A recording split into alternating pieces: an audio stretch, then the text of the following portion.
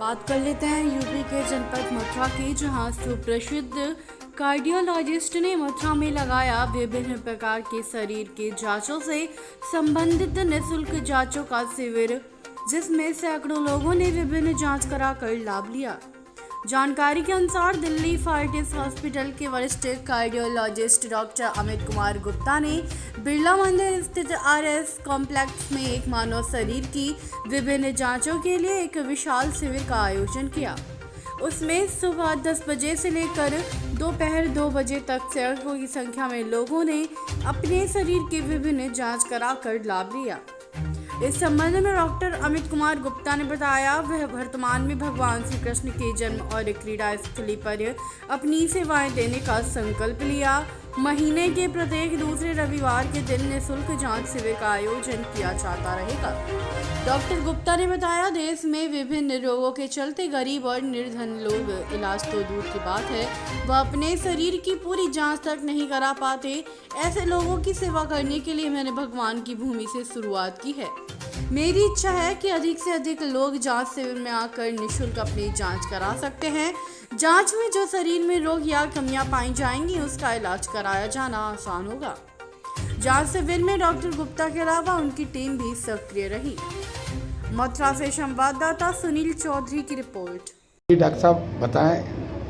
तो मेरा नाम डॉक्टर अमित कुमार गुप्ता है, मैं कार्डियोलॉजिस्ट हूँ और हम अपने क्लिनिक पर महीने के हर दूसरे रविवार को फ्री कैंप आयोजित करते हैं। इस कैंप के अंदर हम ECG, lipid profile, sugar, creatinine और न्यूरोपैथी और बोन डेंसिटोमेट्री का टेस्ट फ्री ऑफ कॉस्ट करते हैं। साथ में हमारा परामर्श यानी कि हृदय रोग का जो परामर्श होता है हृदय के लिए, वो भी हम यहाँ पर फ्री ऑफ कॉस्ट रखते हैं।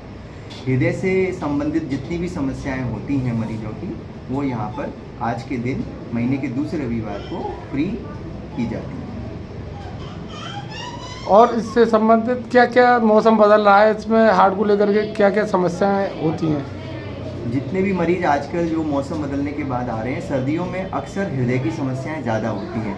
मरीज को तेज छाती में दर्द उठना और वो छाती का दर्द निकलकर बाजू में आना, पसीना आ जाना या फिर मरीज को घुटन जैसा महसूस होना, ये सारी जो लक्षण होते हैं ये हार्ट अटैक के लक्षण होते हैं। तो किसी भी मरीज को जब ऐसे लक्षण आए तो वो तुरंत अपने डॉक्टर से परामर्श करें। और सर्दियों में जो पहले से पुराने हृदय के मरीज हैं उनकी समस्याएं बढ़ सकती हैं, तो उनको सर्दियां शुरू होने से पहले ही अपने डॉक्टर से मिलकर अपना पूरा रूटीन चेकअप कराना चाहिए। हृदय की जांच करानी चाहिए, जिसमें ईसीजी और इको ये प्रमुख जांचें हैं जो उनको करानी चाहिए। और उसके आधार पर जो भी दवाइयाँ बदलनी हैं वो अपने डॉक्टर से उसको बदलवाना चाहिए। हृदय की समस्या आजकल बहुत बढ़ रही हैं।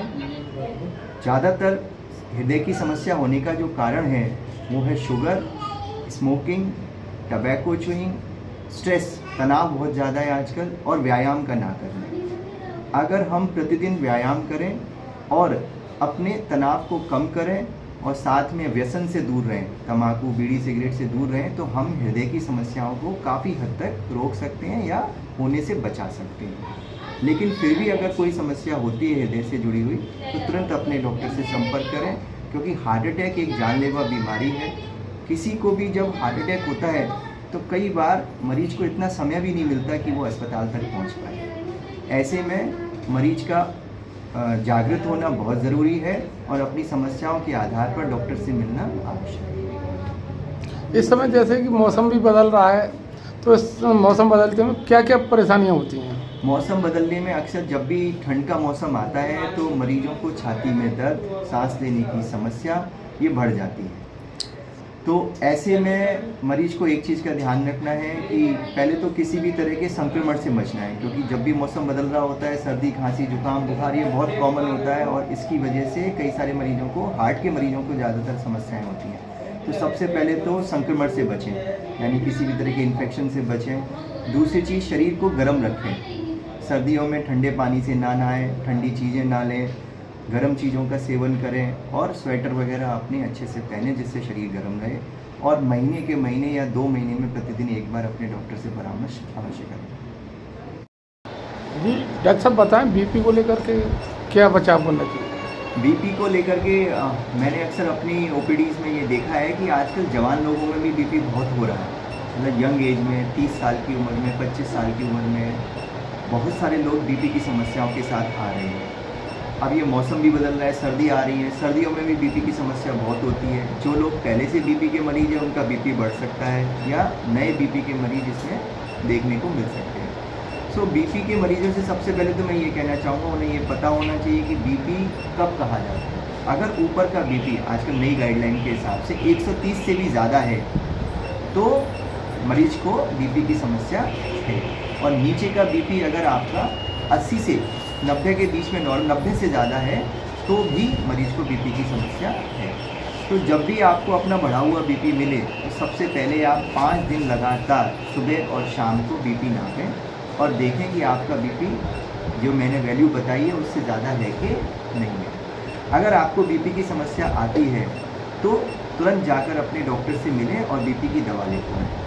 बीपी को कम करने के लिए घरेलू कुछ उपाय होते हैं, जैसे नमक की मात्रा को कम करना। पूरे दिन के अंदर 5 ग्राम से कम नमक लेना चाहिए जिसको बीपी की बीमारी पहले से है। चिकनाई कम रखनी है, तनाव कम रखना है, और डेली व्यायाम और प्राणायाम स्पेसिफिकली जो करें, इससे भी बीपी को हम काफ़ी हद तक कंट्रोल कर सकते हैं। ऐसा देखा गया है कि नमक और घी तेल, चिकनाई और व्यायाम और प्राणायाम करने से भी हम बीपी को कम से कम 10 से 15 mmHg तक कम कर सकते हैं। यानी कि अगर किसी व्यक्ति का बीपी 140 के आसपास चल रहा है तो मात्र जीवन शैली को बदलने से वो अपने बीपी को नॉर्मल तक ला सकता है बिना दवाइयों के। सो जिन लोगों को बीपी की समस्या है उनसे मैं यही कहूँगा कि पहले जीवन शैली को बदलें और दवा को रेगुलर लें। ये कैसे मैं मालूम पड़ता है कि बीपी बढ़ा हुआ है या घटा हुआ है? बीपी इसके क्या संकेत होते हैं? इसके संकेत होते हैं कई बार, जैसे मरीजों को सिर में दर्द होना, आँखों के सामने अंधेरा आना, चक्कर आना या हाथ पैरों में सुनपन और झंझनाहट का होना।